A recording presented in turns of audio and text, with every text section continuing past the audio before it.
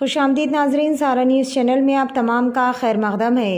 Attapur police station हदूद के तहत गणेश यात्रा के दौरान पेश आया एक अफसोसनाक हादसा। गणेश की मूर्ति ले जाते हुए करंट लग गया। गणेश का मुजस्समा जो कि जिंदा तारों से टकरा गया। इस वाक़े में 5 अफराद जो कि शदीद तौर पर ज़ख्मी हो गए, जिन्हें मुकामी लोगों की मदद से करीबी निजी अस्पताल मुंतकिल किया गया। इत्तला मिलते ही महकमे बिजली के अहलकार जाए हादसे पर पहुंचे और करंट बंद कर दिया गया।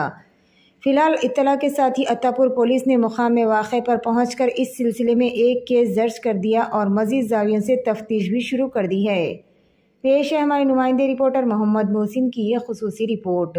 इसी तरह की मज़ीद तफसीलात से जुड़े रहने के लिए चैनल को लाइक करें, शेयर करें और फॉलो करना ना भूलें।